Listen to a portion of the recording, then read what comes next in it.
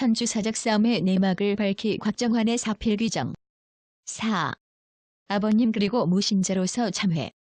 앞에서도 잠시 언급했지만 제가 자청해서 보직을 희고해본 일은 여태 없었습니다.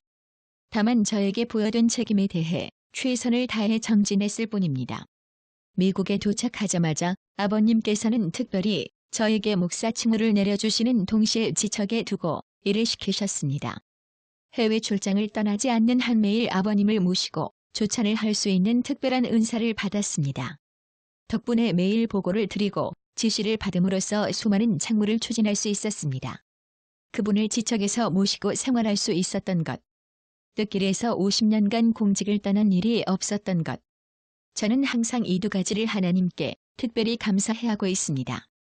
특히 거의 매일 지성소를 드나들면서 참가장이 사정을 깊이 깨닫고 직간접으로 교육받았던 미국에서의 생활은 제게 놀라운 은혜였습니다. 하나님의 뜻을 이루는 일에 미치신 분. 아버님은 하나님의 뜻을 이루는 일에 미치신 분입니다. 그 뜻으로 인해 전 인류와 세상을 사랑하시니라 생일을 바치신 분입니다. 온 세상의 어려움들을 모두 당신의 책임으로 느끼고 해결하기 위해 바쁘게 사신 분입니다. 아버님은 언제나 사람을 역사적인 안목으로 대하셨습니다.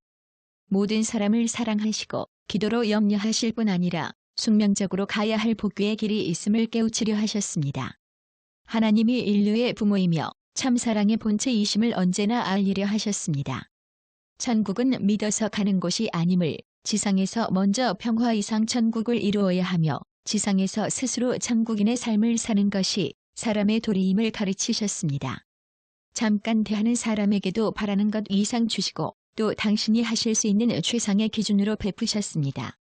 아버님은 눈발이 흩날려도 비바람이 불어도 단잠을 못 주무셨습니다. 수고하는 세계 식구들을 생각해서였습니다. 육신의 피곤이 극에 달해도 편한 자리를 찾지 않고 버티셨습니다. 그렇게 피곤과 싸우셨습니다. 심정에 빚을 지지 않고 항상 최일선에 서시기 위함이었습니다. 아버님의 일과는 늘 말씀으로 시작해서 말씀으로 끝이 났습니다. 매일 만나는 사람들에게도 늘 처음 만난 사람과 같이 관심을 집중하셨습니다. 주변 사람들에게 한결같은 말씀을 해주시고 심령 지도를 해주셨습니다. 참부모님으로부터 제가 받은 사랑은 당신의 친자녀에게 쏟으셨던 사랑 이상의 것이었습니다. 같은 식탁에서 식사를 나눈 횟수로나 가르침을 받은 양으로나 생활 속에서 모시고 여행 다니고 보고 드리고 환담하며 함께 지낸 시간으로나 친자녀를 대하셨던 것보다 몇 배나 더 많은 보살핌을 받았습니다. 이런 점에서 저는 참자녀님들께 많은 빚을 진 자입니다. 믿음의 자녀는 친자식을 기르는 3배 이상의 정성을 투입하여 길러야 한다. 언젠가 당신께서 하신 말씀을 아버님은 친히 실천하셨습니다. 바로 제가 그 증거자입니다. 메시아도 사람이라는 원리. 아버님의 말씀과 원리는 2000년 역사를 가진 기독교 신학의 많은 근본적인 오류를 정확하게 지적하고 있습니다.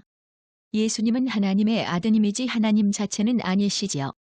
그럼에도 예수님의 제자들과 신학이 예수님을 신격화했고 신자들은 막연히 그대로 믿어왔습니다. 이는 예수님을 너무도 존경하고 절대적으로 믿었다.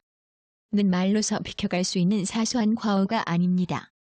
예수님은 십자가에 길을 두고 3차례나 얼굴을 땅에 대고 엎드려 기도하셨습니다. 내 아버지여, 만일 할 만하시거든 이 잔을 내게서 지나가게 하옵소서. 그러나 나의 원대로 하지 마시옵고 아버지의 원대로 하옵소서. 하나님의 아들로서 아버지의 이상을 땅 위에 이뤄드리겠다는 일념에 사무쳐 살다 최후를 마치신 예수님의 삶을 우리는 바르게 이해해야 합니다. 십자가의 죽음은 당시 책임 못한 유대교와 사회 지도자들의 반대, 그리고 미숙한 제자들의 활동과 처신 등 주어진 상황 안에서 선택할 수밖에 없는 길 아니었습니까? 이를 알고 있음에도 지척에서 아버님을 모시며 그 심정과 일상을 수시로 접하다 보니 어느 순간부터인가 저는 하나님과 아버님을 동일시하게 되었습니다. 기도할 때도 명상을 할 때도 아버님을 곧 하나님으로 느끼곤 했습니다. 1980년대 초반 미국에서 기독교 목사들을 대동하고 한국에 와서 통일 원리 공청회를 할 때였었지요. 개인적으로 교분이 없던 어떤 분이 저에게 전할 말이 있다고 해서 잠깐 만난 일이 있었어요. 하나님께서 꼭 전하라고 하신 메시지가 있다는 전제였습니다. 언제나 영매를 대할 때 그렇게 했듯 존중하는 마음으로 그분을 대했습니다. 하나님께서 곽 회장님을 많이 사랑하십니다. 그런데 최근에 곽 회장님이 하나님과 아버님을 합쳐서 어떤 때는 아버님을 앞세워 대하시는 것 같다며 섭섭하다고 하십니다. 정신이 번쩍 들었습니다. 그동안 제 심경을 누구 앞에서도 말한 적이 없었지요. 그런데 하나님께서 한국에 있는 영매를 통해 저의 마음 자세를 깨우쳐 주시는구나 하는 생각이 들었습니다. 이후 미국으로 돌아가서 아버님께 이 일을 보고 드렸습니다. 그저 빙그레 웃으시면서 하나님도 재미있으시지 하셨습니다. 우리는 메시아도 사람이라는 원리를 배웠으면서도 정작 실생활에서는 종종 메시아를 신격화하고 또한 이 잘못된 믿음을 은근히 과시하는 과오를 범하곤 합니다. 그런가 하면 참부모님이 희생과 지성으로 이룩한 섭리적 성취들을 전지전능한 절대자의 위상에 의해 저절로 이루어진 결과로 치부해버리기도 합니다. 참여할 것이 참으로 많습니다. 올바른 원리인이라면 어떤 자세를 가져야 할까요? 그 결과를 찬양하는 차원이 아니라 아버님이 하나님의 아들로서 준비되지 않은 이 세상에서 어렵게 하나하나 이룩하기 위해 투입한 정성과 노력을 본받고 닮으려 해야 할 것입니다. 솔직히 저 자신도 머릿속으로는 어떻게 해야 한다는 것을 잘 알았지만 실제 생활에서는 그대로 잘 되지 않았음을 고백합니다. 아버님도 주어진 환경 조건에 따라 시행착오도 하실 수 있고 실패로 끝나는 결과도 있을 수 있음을 이해하면서 모셨어야 했습니다. 우리는 아버님의 육신도 시간과 공간의 제약 아래 계실 수밖에 없고 80세 이후의 아버님이 정신적으로도 육체적으로도 전과 다를 수 있으리라는 점을 미리부터 이해하면서 모셨어야 했습니다. 하지만 저는 그렇게 하지 못했습니다. 온전히 제 불찰이었습니다. 하여 말씀과 중요 결정들이 분명한 설명 없이 뒤바뀔 때에도 그 이유를 깊이 알아보기보다는 절대적으로 순종하는 자세를 미덕으로 삼았습니다. 무엇에 대한 절대 신앙, 절대 사랑, 절대 복종입니까? 저는 현진님을 통해서 이 질문을 고민하기 시작했고 또 해답을 찾을 수 있었습니다. 구체적인 내용은 이 책의 7장에서 다시 설명하고자 합니다. 아버님은 지상천국과 천상천국, 즉 하나님의 꿈을 당신의 책임으로 완성하려 희생적인 생일을 사셨습니다. 아버님의 성취에 동참하기 위해 축복가정들은 아버님의 본을 따라 책임을 다해야만 할 것입니다.